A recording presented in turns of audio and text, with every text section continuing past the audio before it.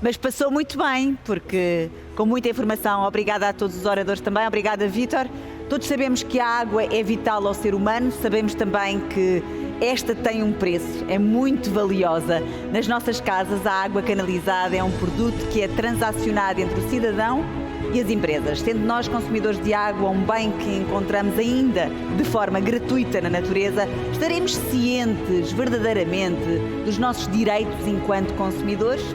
E o que significa para nós, consumidores e consumidoras, um período de seca, como aqueles que se prevê serem cada vez mais frequentes? Para debater o tema, a água e os desafios da nova agenda do consumidor, temos connosco Jorge Cancela, diretor da DECO, António Batalha, da ADEN, Agência para a Energia e gestor do portal Casa Mais, Jaime Melo Batista, presidente da Leasewater, Alexandre Leal, administrador da Indaqua Vila do Conde e Paulo Fonseca, coordenador do Departamento Jurídico e Económico da DECO. A moderar o debate, o repetente, mas sempre impecável, Vítor Gonçalves. Eu não percebi, desculpa. Nós não encontramos o Sr. Alexandre.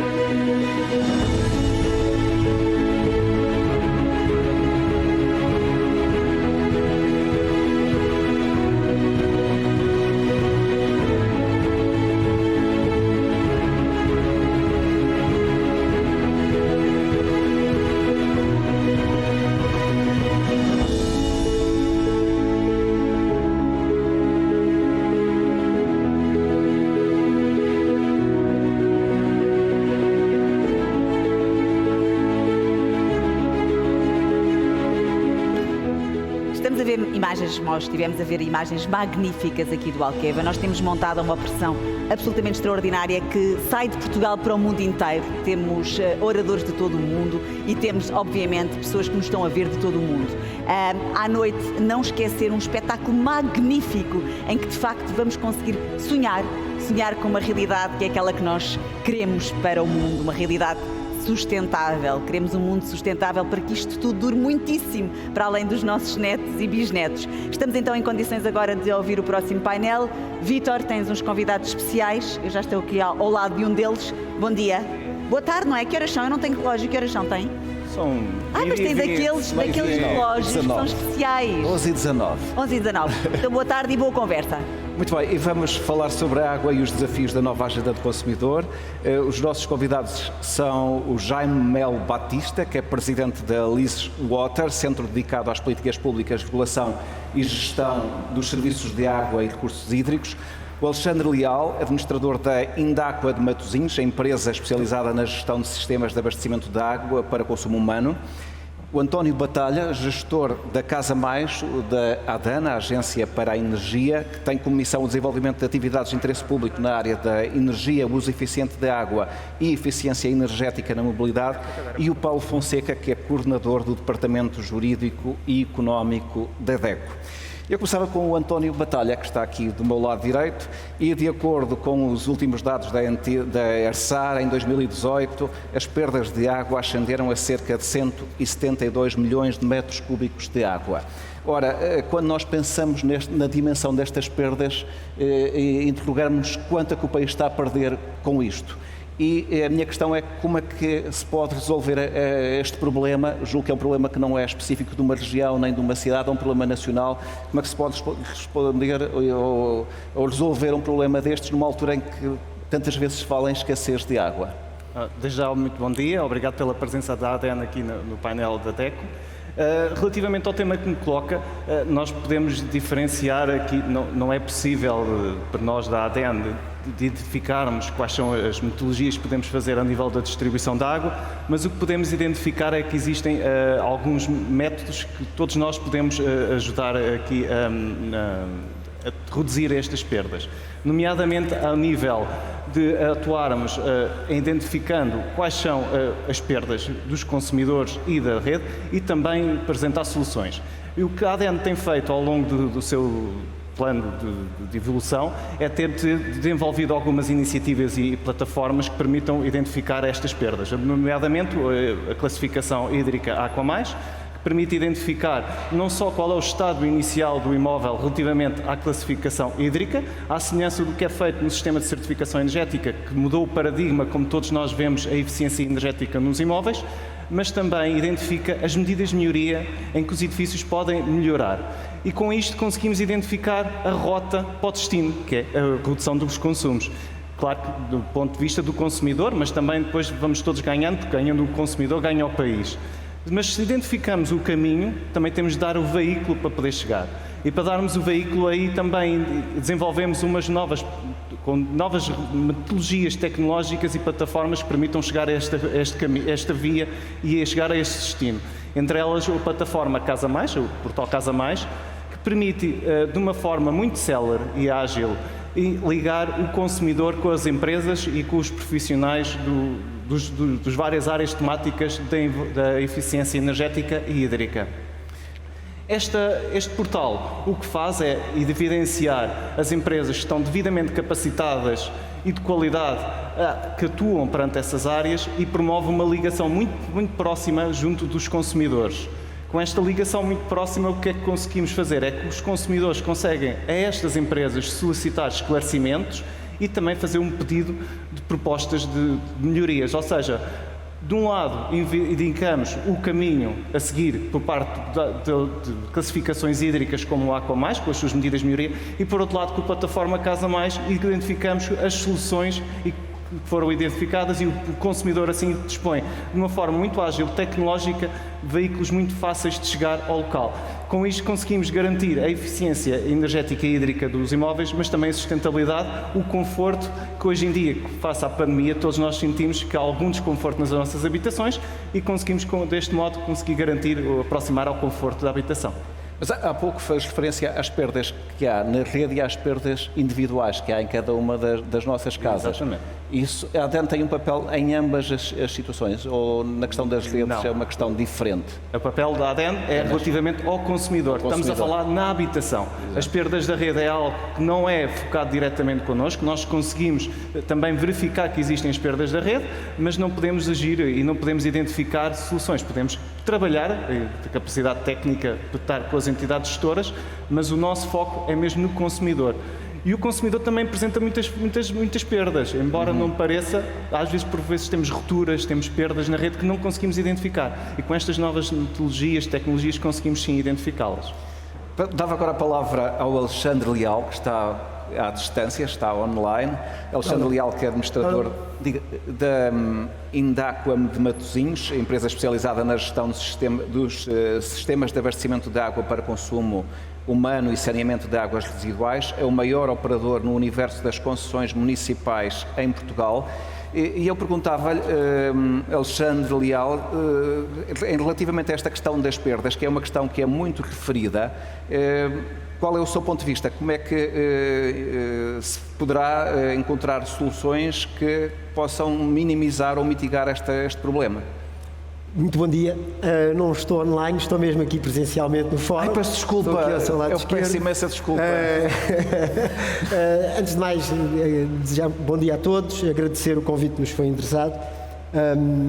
E relativamente ao assunto que aborda, daria para nós falarmos aqui durante muito tempo. De facto, em Portugal nós assistimos a uma situação que muito em breve nós temos que tentar inverter. Não podemos continuar a desperdiçar a água que desperdiçamos.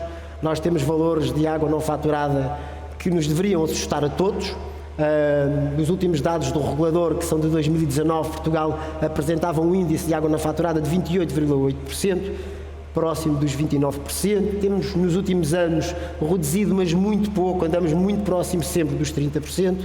Aí notamos que há, de facto, ainda entidades em Portugal que apresentam índices de desempenho, ou neste caso de mau desempenho, que têm índices de água não faturada superiores a 80%. Ou seja, por cada 100 litros, cada 80 litros, são perdidos 80 litros por cada 100 litros que são colocados nas redes de distribuição.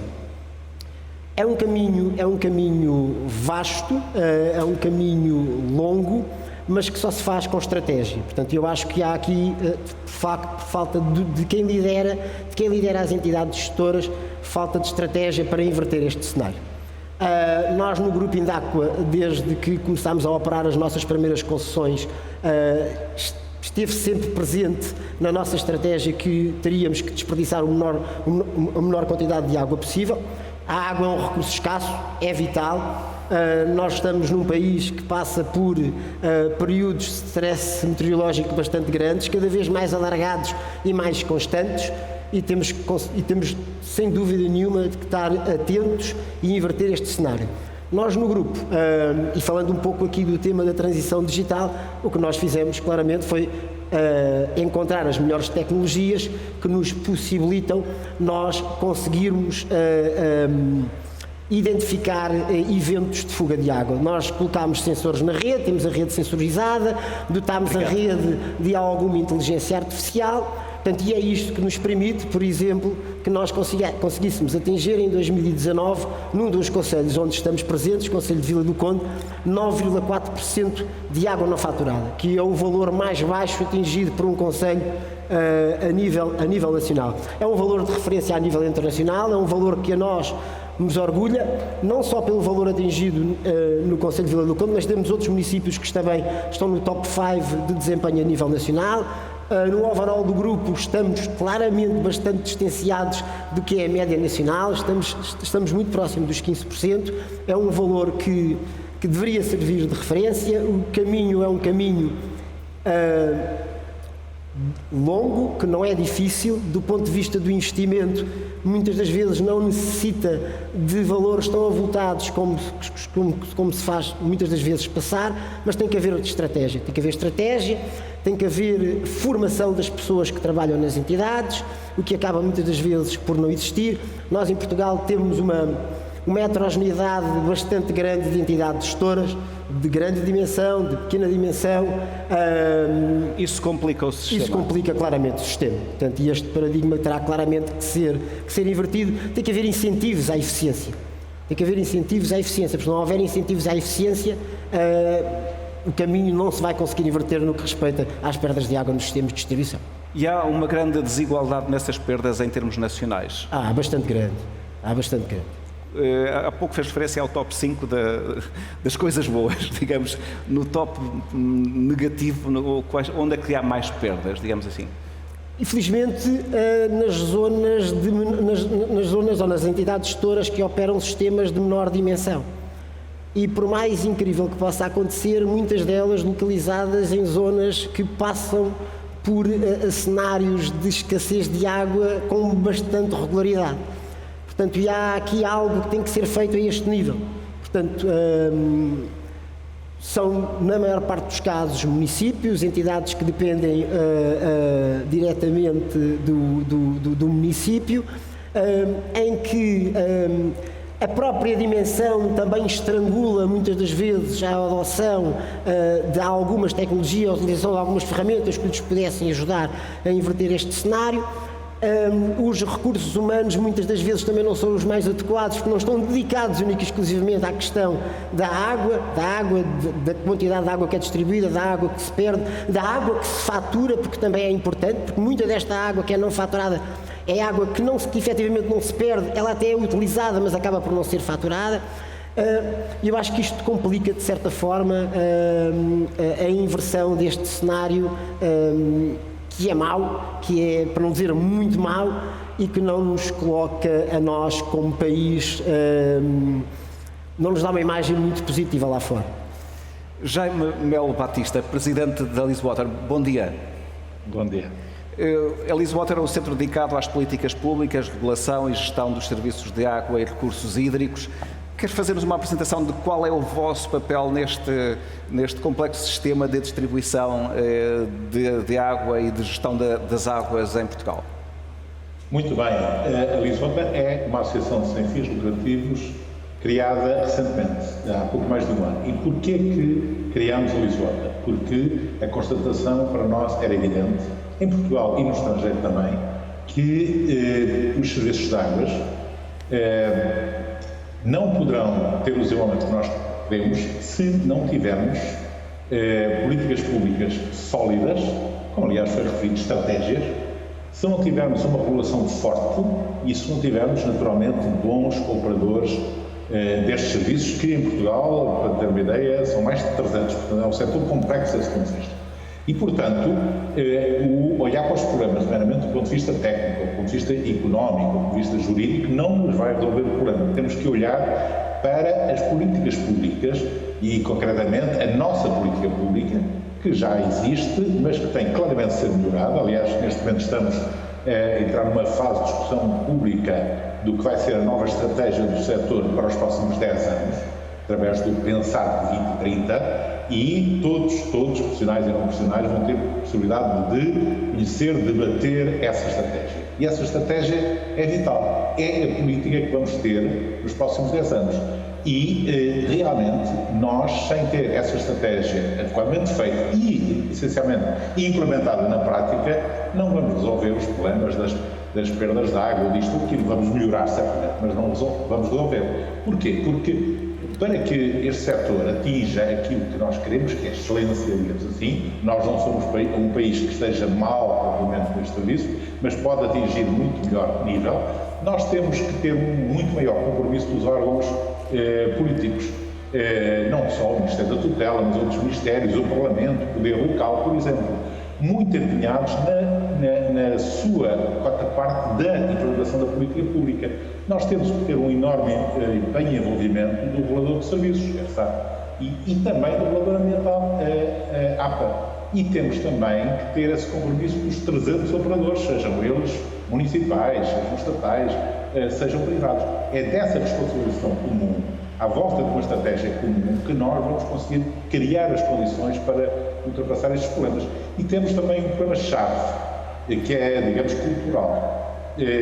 Nós nunca resolveremos os problemas que ainda temos nos serviços de águas sem valorizarmos suficientemente o que é a água e o serviço de água. Ou seja, quando hoje nós pagamos menos de €1 por metro cúbico de água, ou seja, por 1000 garrafas de litro de água que nos entregam, entre aspas, em casa através das torneiras, e por isso, pelas 1000 garrafas, pagamos uns quantos dezenas de cêntimos, seja €1, e achamos caro, sendo que achamos caro, mas é muito menos do que pagamos pela eletricidade, é muito menos do que pagamos pelas telecomunicações. No entanto, esta cultura que ainda temos no país, que é o facto de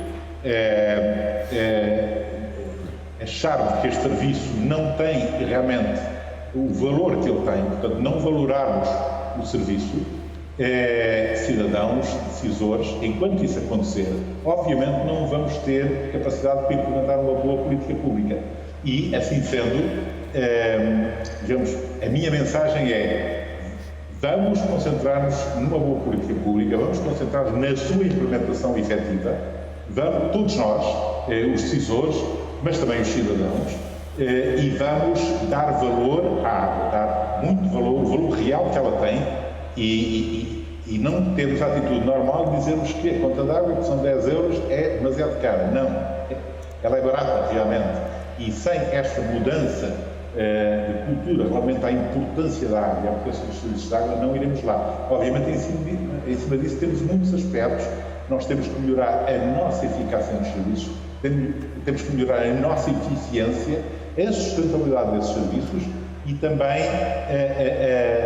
a valorização que esses serviços permitem à sociedade. Permitem em termos empresariais, em termos ambientais, em termos de território.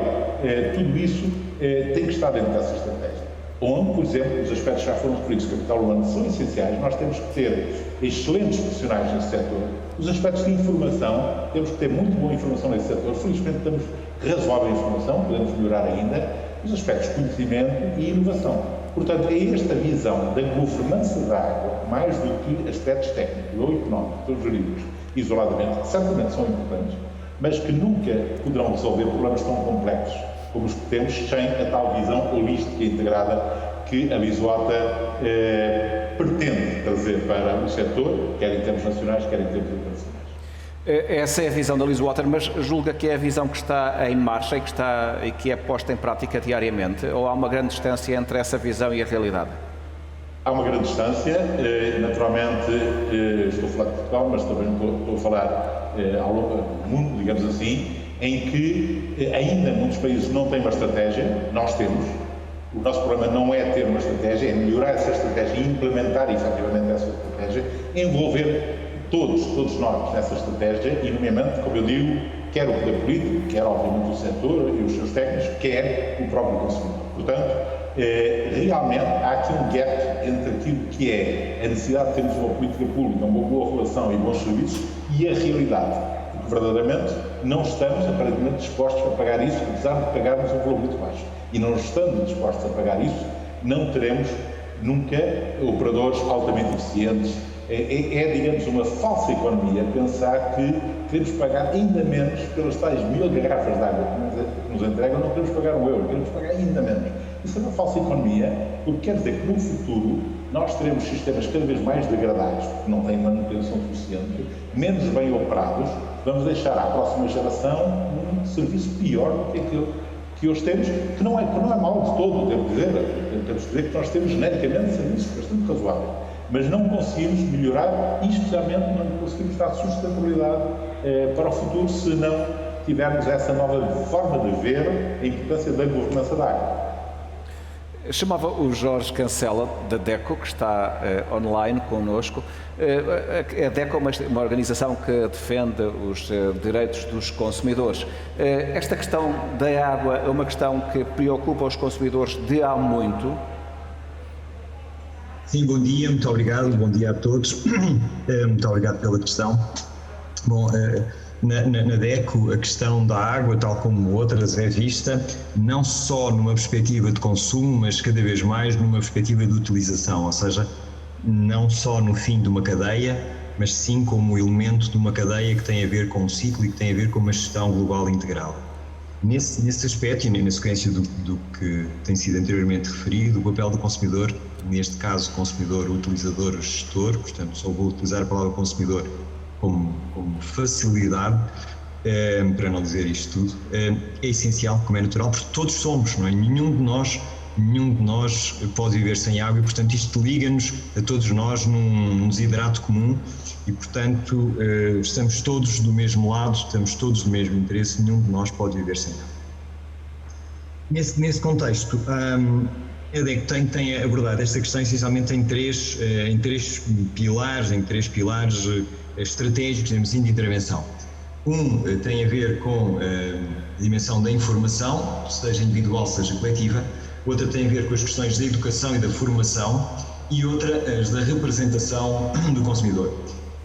Sem querer alongar muito, mas só dando alguns números, por exemplo, só em 2021, já este ano, ao nível da informação individual, a DECO já recebeu, só em 2021, cerca de 5.000 pedidos de contactos, 5.000 contactos, e grande parte deles sobre a fatura, sobre as questões da faturação da água, nomeadamente sobre a interpretação, não tanto sobre o preço, como foi dito, que é um tema importante sobre o preço, o custo e o valor da água. Portanto, são vários elementos que têm que ser vistos, que são normalmente vistos ao nível da DECO, mas sobre a interpretação da fatura. Portanto, 5.000, esta referência, 5.000 consumidores só agora nestes primeiros meses de 2021, com dúvidas sobre a interpretação da fatura. Bom, sobre a informação coletiva, julgo que é uma das questões que a DECO é mais conhecida, nomeadamente através da sua ação de divulgação e pelas revistas, a Proteste, o site. Portanto, é relativamente simples encontrar informação sobre todo este ciclo da água, a sua sustentabilidade, o uso cuidadoso, o papel de todos nós nessa gestão coletiva da água. Portanto, aí acho que é relativamente fácil encontrar essa informação e mais ou menos disponível a todos. Um aspecto muito importante, nomeadamente as questões neste contexto sobre as campanhas que são para lá da informação, mas que é uma atitude, uma postura ativa, não é, de fazer chegar aos associados da DECO, que são bastantes, não é? São mais de 400 mil, portanto uma campanha no sentido de alertar, portanto é uma informação ativa, uma informação dirigida. Por outro lado, ao nível, por exemplo, da população mais jovem, não é? Portanto, há uma faceta da DECO, que é a DECO Jovem, que tem presença em quase 4 mil estabelecimentos educativos e, portanto, também aqui abrange dezenas, centenas de milhares de jovens e, portanto, de cidadãos com, no futuro, responsabilidades também nesta tomada de decisão. As questões da ligação com as autarquias, nomeadamente a introdução de uma dimensão de justiça social na tarifa social da água. Portanto, este ano já houve cerca de 50 reuniões para este tema e mais estão agendadas. Por último, algumas questões de codificação, por exemplo, a separação entre, nas tarifas, o que é a componente de resíduos, o que é a componente de água. Isso foi uma campanha que teve mais de 27 mil subscritores e que resultou recentemente numa obrigatoriedade legal de fazer essa separação entre a produção de resíduos e o consumo da água. Enfim, alguns exemplos da atuação da DECO neste tema, que é, para todos nós, um serviço público essencial e, portanto, é um bem, é um direito, mas também é uma responsabilidade de todos nós. E continuamos na DECO. Paulo Fonseca é coordenador do Departamento Jurídico e Económico da DECO. Quais são as grandes questões que os consumidores colocam e vão litigar para os tribunais e pedem a ajuda da DECO relativamente a esta questão da distribuição da água? Muito bom dia. De facto, há muitos problemas que de facto os consumidores colocam a nível do setor da água e eu até pegava nas palavras que tinham sido referidas pelo facto de estarmos a falar de 10 euros ser um valor até bastante pequeno para o consumidor que pode pagar. O problema é que o consumidor não paga só 10 euros. O consumidor, dentro de uma fatura da água, está a pagar o abastecimento de água, está a pagar o saneamento e está a pagar a gestão de resíduos. Portanto, temos que multiplicar 10 euros por 3, pelo menos. Portanto, aqui já temos uma fatura de 30 euros. E os consumidores não fazem essa distinção, não é? Não fazem, fatura, aliás, nem as próprias... é a fatura total da água. Exatamente, não é? Muitas vezes até as próprias entidades gestoras não o fazem. E por outro lado, o consumidor não está só a pagar a própria água.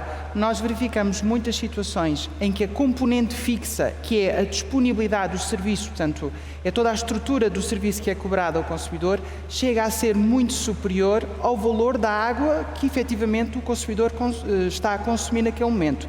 E isto é de facto um problema em termos de acessibilidade económica e em termos também de gestão hídrica no futuro. Porque se nós tivermos em conta, e este é o lado negativo da sustentabilidade e de facto também da eficiência, é o facto que muitos consumidores, quando estamos a falar de uma situação de escassez hídrica no futuro, aqueles que vão ser os primeiros afetados são sempre as populações mais vulneráveis. Isto é de facto um problema de justiça ambiental. E estes consumidores são aqueles que têm mais dificuldades para fazer face aos pagamentos.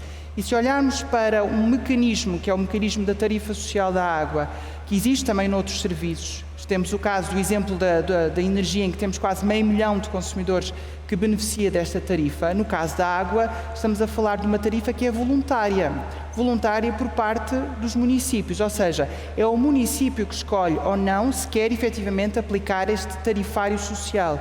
E das todas as entidades gestoras que analisamos, cerca de 1/3 não tem tarifário social. Portanto, significa que os consumidores que têm dificuldades económicas não podem efetivamente usufruir deste benefício, que pode ser uma isenção a nível da componente fixa ou um desconto na própria componente variável.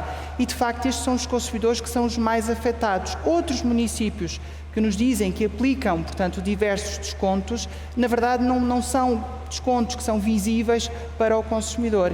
E como queremos exigir ao consumidor comportamentos mais eficientes, também temos que lhe garantir maior acessibilidade económica, algo que efetivamente existe esta dificuldade.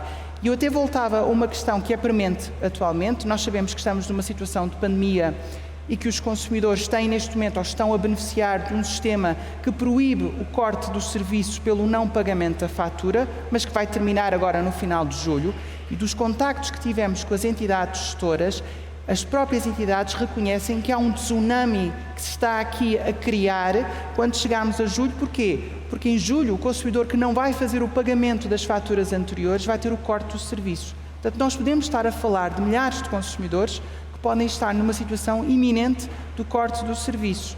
Quando olhamos, por exemplo, para o Plano de Recuperação e Resiliência que foi apresentado, onde a gestão hídrica é também uma das áreas, há de facto um reforço da sustentabilidade, há um reforço dessa eficiência, há um reforço comportamental, mas não há um reforço muitas vezes de apoio ao consumidor. Porque se falamos a nível da energia, de pobreza energética, não se fala ainda de pobreza hídrica e de facto este era um assunto fundamental. Mas é frequente em Portugal haver cortes de água aos consumidores por faturas por pagar? Pode haver. Pode, a partir de julho, nós podemos estar a falar de situações de corte. Agora, o que é que os consumidores podem valer nesta situação? Existe aquilo que nós chamamos o acordo de pagamento, que pode ser que é uma forma de pagarmos a fatura de forma faseada. Este acordo de pagamento não suspende as faturas que se vão vencer nos próximos meses. Mas, por outro lado, é algo que tem que ser já acautelado por parte dos consumidores. O que a DECO está a procurar fazer, e de facto tem sido este o apelo que nós fazemos às entidades gestoras, é de conseguirmos encontrar formas de garantir aos consumidores que paguem as faturas, porque aqui também está a sustentabilidade do setor, mas ao mesmo tempo que não afete drasticamente o seu orçamento familiar. Temos 10 minutos para esta segunda ronda, o que significa que eu vou pedir a todos uma intervenção mais curta. António Batalha, existem incentivos para que os consumidores possam mudar os seus equipamentos de modo a aquelas falhas que existem e os desperdícios que existem de água nas casas de cada um possam ser menores? No âmbito, eu estou a pensar, por exemplo, no âmbito do Plano de Recuperação e Resiliência, se acha que por aí vai haver programas que de facto estimulem algumas mudanças de equipamentos dos cidadãos, de modo a que de facto o desperdício de água seja reduzido e as faturas dos consumidores sejam diminuídas? Sim, com certeza, mas não podemos só nos focar digamos, nos incentivos. Temos também a informação, a sensibilização e combate... Os comportamentos de cada indivíduo. Exatamente, os comportamentos são todos muito importantes e a ADN aqui tem um papel muito importante através também do Portal Casa Mais, mas também através do Sinergia, que é o Centro de Informação para a Energia, que identifica de uma forma muito prática e muito direta com o consumidor, através de guias e dicas, soluções tecnológicas e soluções para o dia-a-dia, como melhorar os seus consumos. Pondo esta situação de como reduzir os consumos no lado do consumidor sem um investimento direto para além da mudança de paradigma de utilização, temos também realmente a parte dos incentivos. E aqui nós temos colaborado já ao longo de vários anos com diversos programas de incentivos a nível europeus e nacionais, como o POR-SEUR, o programa IFRU 2020 e mais recentemente no programa dos apoios aos edifícios mais eficientes através do Fundo de Eficiência Energética, que teve digamos que uma grande adesão. Uma adesão muito forte por parte do consumidor, o que demonstra que existe realmente um interesse muito grande por parte do consumidor em melhorar a eficiência energética e hídrica das suas habitações, porque o tema da hídrica não foi desassociado neste programa e estava incluído. O que é que vem para o paradigma para o futuro? Nós sabemos que, face ao programa de recuperação e resiliência, que vamos continuar com estes novos faseamentos de incentivos. E alerto que recentemente foi aprovado a ELP, a Estratégia a Longo Prazo para a Recuperação dos Edifícios, e estamos a falar da recuperação dos edifícios, não estamos a falar só dos edifícios novos, estamos a falar de reabilitação. E aponta mesmo para essa situação, é a reabilitação energética, mas também a reabilitação hídrica. Portanto, não é algo que se vai perder, são situações que vão ser continuadas e há uma preocupação muito grande por parte nacionalmente e a nível europeu, mudarmos também aqui o estado inicial dos edifícios, mas essencialmente melhorarmos o parque edificado para termos mais eficiência e mais conforto em todas as habitações. Alexandre Leal, ainda pegando nesta questão do plano de recuperação e resiliência que prevê a transição digital, no universo da distribuição de água, como é que está esse processo para uma digitalização dos processos, digamos assim? Eu diria que é um processo contínuo que já iniciou há algum tempo, mas que tem velocidades muito diferentes de entidade gestora para entidade gestora. Nós temos, de facto, já alguns exemplos bastante significativos em que a transição digital faz parte da estratégia das entidades gestoras, mas depois temos outras entidades gestoras onde não existe qualquer estratégia de transição digital. Aliás, eu acho que se confunde muito a transição digital com digitalizar um documento, que é o que acaba por acontecer muito. E temos muitas entidades gestoras, ou grande parte, por lhe dizer assim, em que a coisa mais próxima que têm da transição digital é terem um site institucional onde se consegue consultar o tarifário que está em prática naquele ano e os dados de qualidade da água, que muitas das vezes nem sequer estão atualizados. Portanto, mas depois temos outros exemplos contrários. Eu há bocado dei o exemplo do grupo Indaqua. Deixa-me só fazer. Isso acontece porque não há um investimento das empresas, porque as pessoas não querem saber? Qual é a sua explicação? Uma vez que há comportamentos tão distintos. Certo, eu acho que há bocado já nos mencionei esses dois fatores já. Eu acho que, por um lado, falta de estratégia. Sim, senhora, falta de estratégia das entidades, mas também do ponto de vista central não há estratégia para o setor. Há alguma, mas ainda não é aquela que deveríamos ter. De facto, nós melhoramos os nossos índices de desempenho, a qualidade da água é taxativa, nós hoje temos um dos índices mais elevados a nível europeu do que respeita, temos qualidade de água de excelência, portanto a questão que há bocado o José Manuel Batista mencionou, a mim parece-me evidente, preferir-se consumir água engarrafada em detrimento da água da torneira, quando se depois diz que a água, que a fatura da água é muito cara, é uma coisa que é complicada. Aliás, relativamente à fatura da água, ainda acrescento que além da água, do saneamento e dos resíduos sólidos urbanos, também tem a TRH e o IVA lá incluído. Portanto, não são muitas linhas, não é? São muitas linhas, são muitos gráficos, por vezes a fatura também não é muito fácil de ler, por isso mesmo para quem a informação é muita. Mas relativamente ao que me estava a dizer, eu acho que há bons exemplos a nível nacional, mas mais uma vez eles estão direcionados para entidades de maior dimensão e são muito poucos os que existem em entidades de pequena dimensão. Dimensão, falta de recursos humanos e estratégia, eu acho que é o que acaba por aqui acontecer, ou que influenciar de facto o nosso desempenho ou a nossa evolução no que respeita à transformação digital. Jaime Melo Batista, num minuto e meio, como é que se conseguiria organizar um melhor governo da água no país?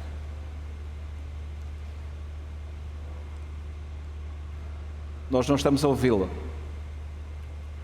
Como referi, aprovando um bom plano estratégico que encare os grandes desafios que hoje temos e preveja medidas muito concretas para esses mesmos desafios num prazo de uma década, que é o que está previsto. E obviamente, implementá-lo, portanto, com um bom mecanismo de implementação desse plano estratégico, que obviamente é difícil, nem todos concordam, mas que é fundamental fazer. Segundo, dando força à regulação, dando capacidade à regulação para fazer o seu trabalho. A regulação é uma peça vital na implementação de uma boa estratégia e a verdade é que não vemos propriamente sinais disso. E, nomeadamente, no último Orçamento de Estado, ao retirarem o poder da regulação económica ao regulador, o sinal é exatamente o contrário do que aquilo que eu estou a referir. E, finalmente, capacitando, criando condições para que os 300 operadores deste país tenham melhor desempenho no seu serviço.